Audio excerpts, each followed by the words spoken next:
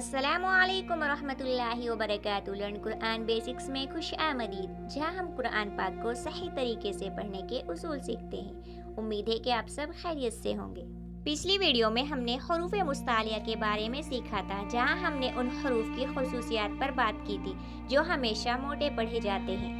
آج کی ویڈیو میں ہم بات کریں گے شیبہ مستعلیہ حروف کے بارے میں، جو کبھی موٹے اور کبھی باریک پڑھے جاتے ہیں۔ یہ ویڈیو آپ کی تلاوت کو مزید بہتر بنائے گی انشاءاللہ۔ تو چلیے شروع کرتے ہیں۔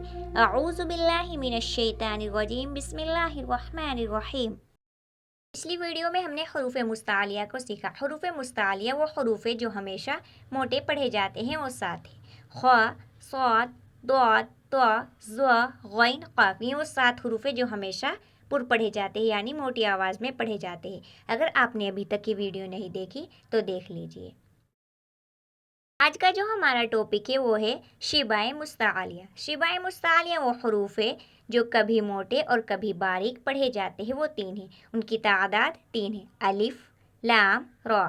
ان کو شیبہ مستعلیہ کہتے ہیں۔ ہمیں یاد رکھنا ہے یہ 3 حروف ہیں، کبھی پر پڑھے جاتے ہیں اور کبھی باریک۔ اور جو ہم نے حروف مستعلیہ پڑھے وہ ہمیشہ پر پڑھے جاتے ہیں، یعنی موٹی آواز میں۔ اور شیبہ مستعلیہ الف، لام، را، یہ کبھی پر اور کبھی باریک پڑھے جاتے ہیں۔ آئیے ان کی مثالیں دیکھتے ہیں۔ سب سے پہلے الف کا قاعدہ دیکھتے ہیں۔ الف کا کیا قاعدہ ہے، یعنی الف کہاں پر موٹا پڑھا جائے گا؟ الف وہاں موٹا پڑھا جائے گا جہاں الف سے پہلا والا حرف موٹا ہے، تو الف کی آواز بھی موٹی نکالی جائے گی۔ مثال کے طور پر قال، جب ہم نے پڑھا قال، قال پڑھتے وقت الف کی آواز موٹی نکالی جائے گی۔ ہمارے ذہن میں سوال آتا ہے کیوں نکالی جائے گی؟ جب ہم نے قالا پڑھا تو آواز موٹی کیوں نکالی جائے گی؟ اس کا جواب ہے کیونکہ قالا میں الف سے پہلے قاف آ رہا ہے اور قاف موٹے الفاظ میں سے آتا ہے۔ یہاں پر الف ہے اور الف سے پہلے قاف حروف مستعلیہ میں سے ہے جو کہ پر پڑھا جاتا ہے، تو یہاں پر الف بھی پر پڑھا جائے گا۔ قال، قال۔ مثال نمبر 2، جیسے ہم نماز میں پڑھتے ہیں غیر المغضوب علیہم ولا الضالین، ولا الضالین۔ کچھ لوگ ضالین میں ضاد کو تو موٹا پڑھتے ہیں پر الف کی آواز کو باریک کر دیتے ہیں، یہ غلط ہے۔ اگر الف کو لمبا کر رہے ہیں تو اس کی آواز بھی موٹی نکلے گی۔ ضاد بھی موٹے حروفوں میں سے آتا ہے، یہاں پر ضاد موٹے حروفوں میں سے ہے تو الف کی آواز بھی یہاں پر موٹی نکلے گی، اور ہم پڑھیں گے غیر المغضوب علیہم ولا الضالین۔ مثال نمبر 3 دیکھیں، اگر الف سے پہلا والا حرف باریک ہے، جیسے لا الہ میں لام باریک ہے تو الف کی آواز باریک نکلے گی۔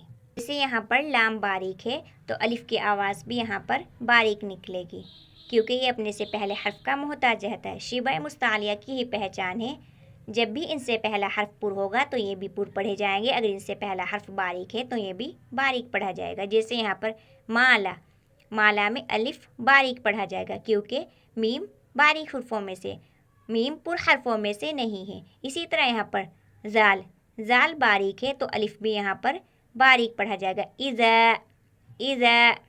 اسی طرح یہاں پر بھی الف باریک پڑھا جائے گا۔ جالا، جیم بھی باریک حرفوں میں سے، جیم پر حرفوں میں سے نہیں ہے۔